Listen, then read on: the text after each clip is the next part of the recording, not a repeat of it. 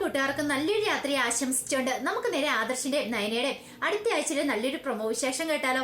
ആദ്യമായി കാണുന്നവരാണെങ്കിൽ ചാനൽ ഇഷ്ടപ്പെട്ട ഒന്ന് സബ്സ്ക്രൈബ് ചെയ്യാൻ മറക്കരുത്. വീഡിയോ ഇഷ്ടപ്പെടുവാണെങ്കിൽ ലൈക്ക് ചെയ്യാനും മറക്കരുത് കേട്ടോ. നമ്മുടെ മുന്നോട്ടുള്ള യാത്രയിൽ നിങ്ങളുടെ സപ്പോർട്ട് ലൈക്കോടെ നമുക്ക് ഏറ്റവും കൂടുതൽ പ്രചോദനമായി മാറിക്കൊണ്ടിരിക്കണേ. അപ്പൊ നമുക്ക് നേരെ നമ്മുടെ വിശേഷത്തിലേക്ക് അങ്ങോട്ട് പോയാലോ. അങ്ങനെ അടുത്ത ആഴ്ച നമ്മൾ കാണാൻ പോകുന്ന സംഭവ ബഹുലമായ കുറച്ച് നിമിഷങ്ങളൊക്കെയാണ്.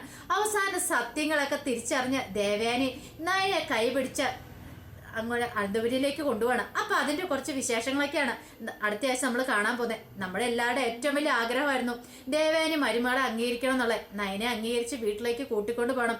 ഇനിയെങ്കിലും പഴയ ആ ശത്രുതയൊക്കെ മറക്കണം. അങ്ങനെ അവസാനം ആദർശിന്റെ ആഗ്രഹം നടക്കുവാണ്. ആദർശ് മലയ്ക്ക് പോകാൻ മാലയിട്ടാൽ തന്നെ ഈ ഒരു കാര്യം മനസ്സ് വിചാരിച്ചുകൊണ്ടിരിക്കുവായിരുന്നു. അയ്യപ്പസ്വാമിനെ പോയി തൊഴുത് പ്രാർത്ഥിച്ച് മടങ്ങി വരുമ്പം അമ്മയുടെ മനസ്സിലെ പ്രശ്നങ്ങൾ നയനയോടുള്ള എല്ലാ ദേഷ്യവും തീരണേ. അങ്ങനെയൊക്കെ ചില കണക്കൂട്ടലുകളായിട്ടാണ് ആദർശ് മലക ചവിട്ടാനായിട്ട് പോയത് തന്നെ. അങ്ങനെ ആ പ്രശ്നങ്ങൾക്കെല്ലാം ഒരു പരിഹാരമാകാണ്. അപ്പൊ അതിന്റെ കുറച്ച് വിശേഷങ്ങളൊക്കെയാണ് അടുത്ത ആഴ്ച നമ്മൾ കാണാനായിട്ട് പോകുന്നത്.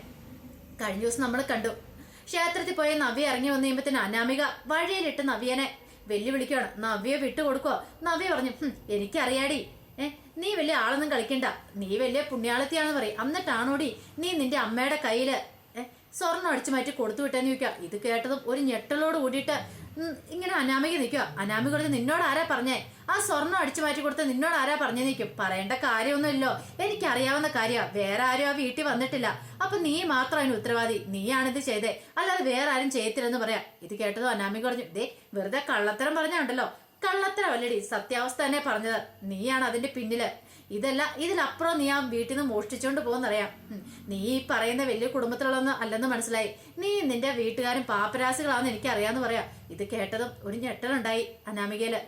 ശരിക്കും നവ്യ അങ്ങനെ ഉദ്ദേശിച്ച് പറഞ്ഞല്ല, ഒന്ന് തള്ളി വിട്ടതാണ്. പക്ഷെ അത് അനാമികയ്ക്ക് ശരിക്കും കൊണ്ടു. ഉള്ളിൽ ആ കള്ളത്തരം ഉള്ളതുകൊണ്ടാണ് അവൾക്ക് അത് ശരിക്കും കൊള്ളുന്നത്.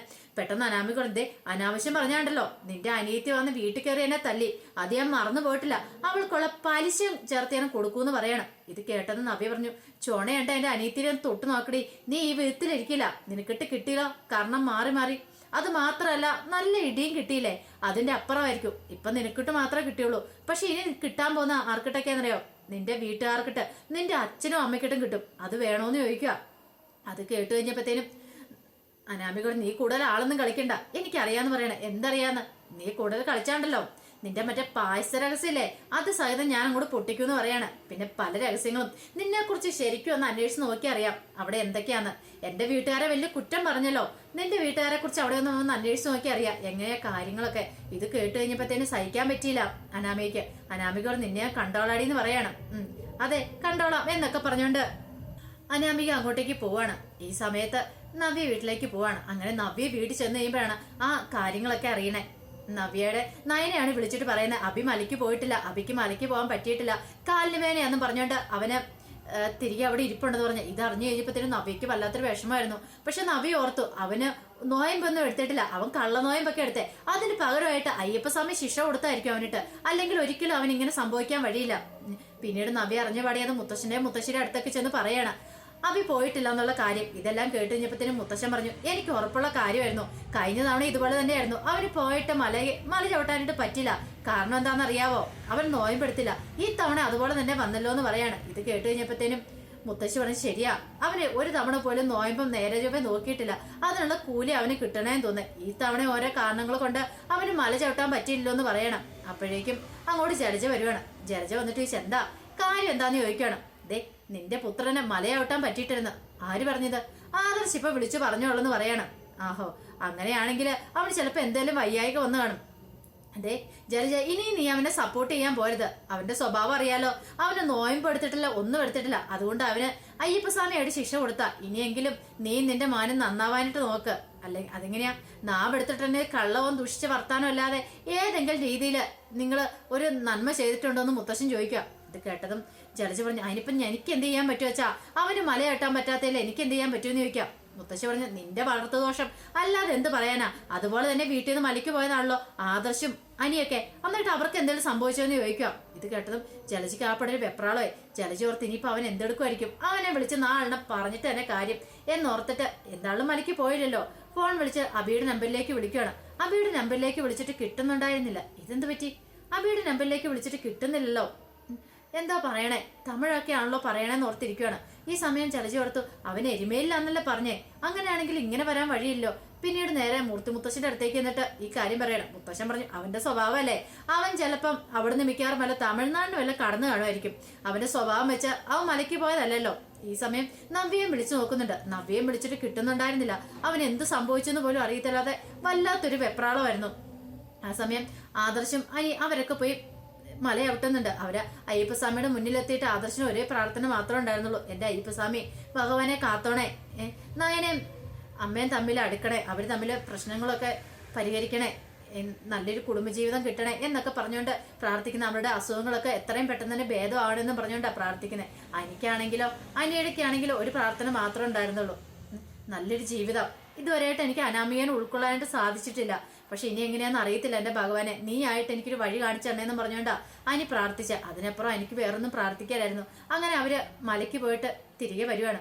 അങ്ങനെ മലയ്ക്ക് പോയിട്ട് തിരികെ വന്നതിന് ശേഷം ആദ്യം നയനയുടെ അടുത്തേക്കാണ് വീട്ടിൽ വന്നതിന് ശേഷം ആദർശം ഇല്ലെന്ന്. നയനയ്ക്ക് എന്തെന്നില്ല സന്തോഷമായിരുന്നു. ആദർശം തിരിച്ചു വന്നു കഴിഞ്ഞപ്പോഴത്തേനും പിന്നീട് ആദർശോട് ഞാൻ പ്രാർത്ഥിച്ചിട്ടുണ്ട്, ഇനി എന്താണെങ്കിലും അധികം വൈകാതെ തന്നെ എന്റെ മനസ്സിലിരുന്ന് അയ്യപ്പസ്വാമി പറയുന്നുണ്ട്, അമ്മ സത്യങ്ങളൊക്കെ തിരിച്ചറിയും, അമ്മ നിന്നെ അംഗീകരിക്കുമെന്ന് എനിക്ക് ഉറപ്പുണ്ടെന്നൊക്കെ പറയാം. ഇത് കേട്ടെന്ന് നയന പറഞ്ഞു, എനിക്ക് ആ പ്രതീക്ഷയൊന്നും ഇല്ല ആദർശേട്ടാ.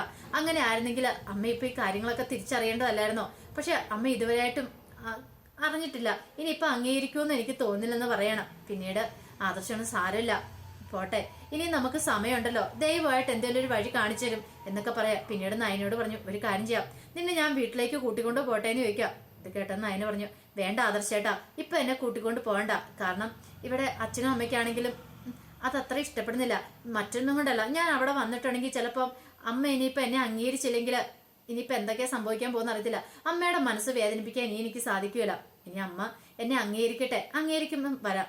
അല്ലെങ്കിൽ ഇനിയിപ്പം നന്ദു ഒക്കെ പറയുന്ന പോലെ എന്റെ അസുഖങ്ങളൊക്കെ ഭേദമായതിനു ശേഷം നന്നായിട്ടായതിനു ശേഷം ഞാൻ അങ്ങോട്ട് മടങ്ങി വരാം. അല്ല ഈ അവസ്ഥയെ ഞാൻ അങ്ങോട്ട് വന്നിട്ടുണ്ടെങ്കിൽ ഒരു പക്ഷേങ്കിൽ അമ്മ ഇനിയിപ്പൊ എന്റെ കള്ളത്തരങ്ങളൊക്കെ കണ്ടുപിടിച്ചാലോ, ഞാൻ അമ്മയ്ക്ക് കള്ളദാനം ചെയ്തെന്ന് അറിഞ്ഞാലോ, ഒരുപക്ഷെ അമ്മയ്ക്ക് അത് ഒരിക്കലും സഹിക്കാൻ പറ്റുന്ന കാര്യമായിരിക്കില്ല എന്നൊക്കെ പറയാണ്. ഇത് കേട്ട് കഴിഞ്ഞപ്പോഴത്തേനും ആദർശം പറഞ്ഞു, നിന്റെ ഇഷ്ടം അതാണ്, അങ്ങനെ തന്നെ നടക്കട്ടെ, കുഴപ്പമില്ല, ഞാൻ ഇങ്ങനെ നിന്നെ വന്ന് കണ്ടോളാം, എനിക്ക് പ്രശ്നമൊന്നുമില്ല.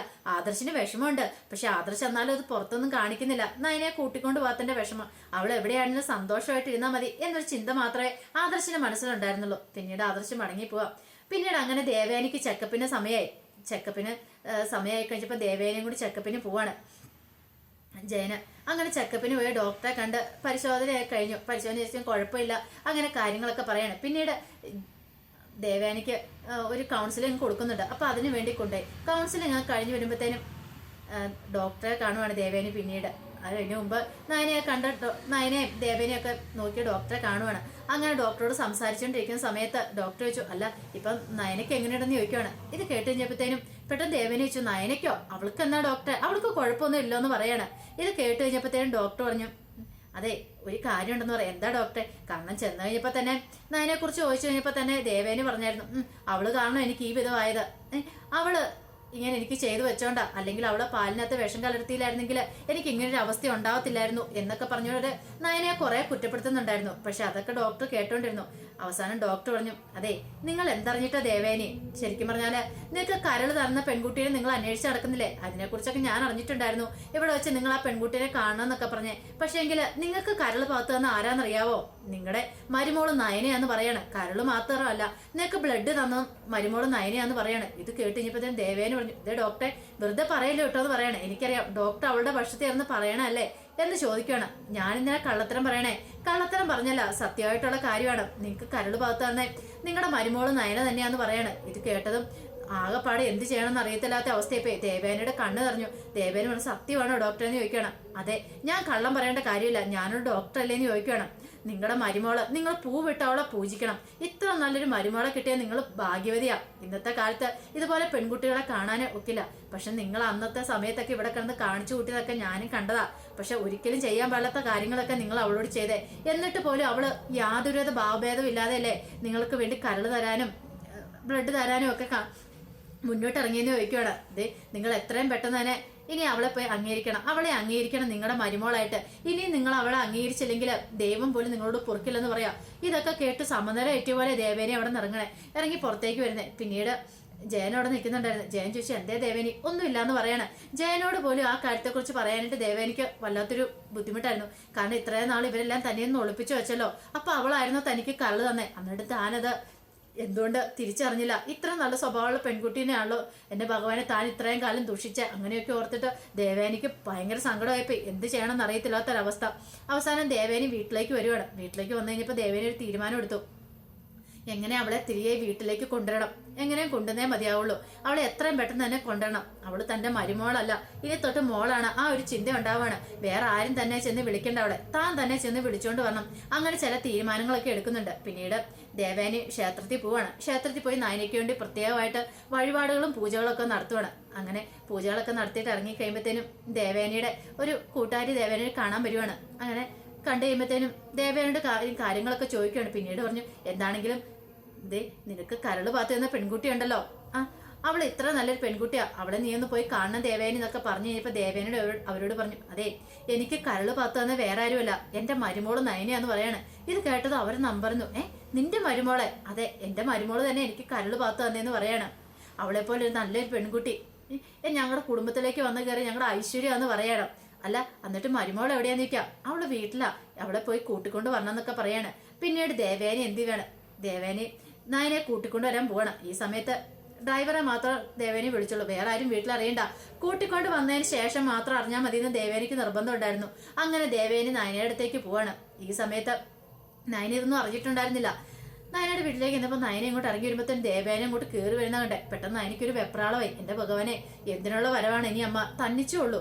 ആദർശേട്ടൻ കണ്ടില്ല, ഇനിയിപ്പൊ തന്നോട് വഴക്കടിക്കാനാണോ? അങ്ങനെ ഒരു ചിന്തയൊക്കെ വരുന്നുണ്ട്. പിന്നീട് ദേവേനെ അങ്ങനെ കയറി വന്നപ്പോഴത്തേനും നയന പെട്ടെന്ന് പറഞ്ഞു അമ്മയോ ബാ അമ്മേ വന്നിരിക്കാനൊക്കെ പറയണ. ഇത് കേട്ട് കഴിഞ്ഞപ്പോഴത്തേനും ദേവേനെ നയനയുടെ കയ്യിലേക്ക് പിടിച്ചു. പിന്നീട് പെട്ടെന്ന് കെട്ടി അങ്ങോട്ട് പിടിക്കുകയാണ്. മോളേന്ന് പറഞ്ഞിട്ട് ഒരു നിമിഷം നയനയ്ക്ക് എന്ത് ചെയ്യണമെന്ന് അറിയത്തില്ല. എന്താ അമ്മേ എന്താന്ന് ചോദിക്കുകയാണ്.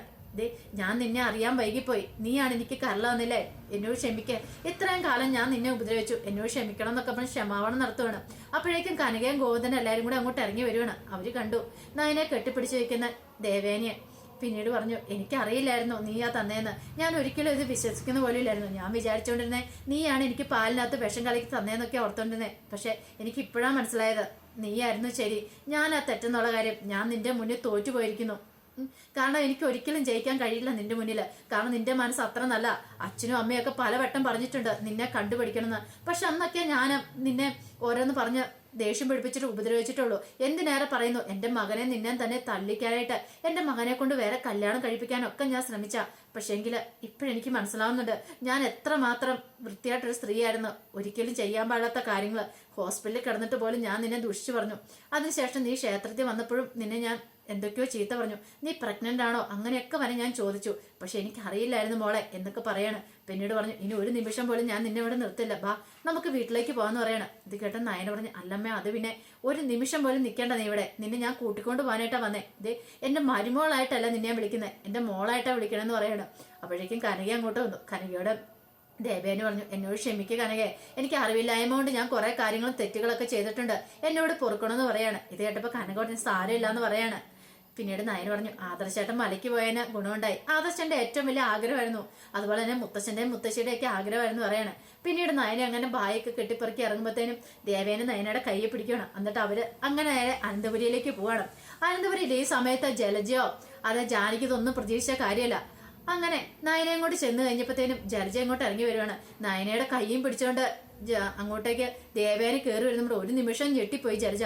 പെട്ടെന്ന് ജാനകിയും കൂടെ വരുവാണ്. ഇതെന്താ എടുത്തി പോയി ഇവളെ കൂട്ടിക്കൊണ്ട് വന്നെന്ന് ചോദിക്കുക. അതെ ഞാൻ ഇവളെ കൂട്ടിക്കൊണ്ട് വന്നു, ഇന്നു മുതൽ ഇവളെന്റെ മരുമോളല്ല എന്റെ മോളാന്ന് പറയാണ്. ഇത് കേട്ട് അവരും ഞെട്ടിപ്പോയി. പെട്ടെന്ന് ചേട്ടത്തിക്ക് എന്താ ഭ്രാന്തായെന്ന് ചോദിക്കുവാണ്. ഇത് കേട്ട് കഴിഞ്ഞപ്പോഴത്തേനും പറഞ്ഞു അല്ല ഭ്രാന്തായതല്ല, ഇവളാരാന്നറിയാവോ, ഇവളെന്റെ മോള് തന്നെയാ. ശരിക്കും പറഞ്ഞാൽ എന്റെ ജീവൻ ഇവളുടെ കയ്യിലാ ഇപ്പം, അറിയാലോ. ഇവളാനിക്ക് കരള് പാത്തു തന്നെയെന്ന് പറയാണ്. ഇത് കേട്ട അവരെല്ലാം ഞെട്ടിത്തെരിച്ചിരിക്കുകയാണ്. ഒരിക്കലും പ്രതീക്ഷിക്കാത്ത കാര്യങ്ങൾ, അങ്ങനത്തെ ഉള്ള നല്ല അടിപൊളി വിശേഷങ്ങളൊക്കെ അടുത്ത കാഴ്ച കാണാൻ പോകുന്നത്. ആ വിശേഷങ്ങൾക്കായി നമുക്ക് എല്ലാവർക്കും കാത്തിരിക്കാം കേട്ടോ. ഒരിക്കൽ കൂടി എല്ലാവർക്കും നല്ലൊരു രാത്രി ആശംസിച്ചു നിർത്തുന്നു. നന്ദി.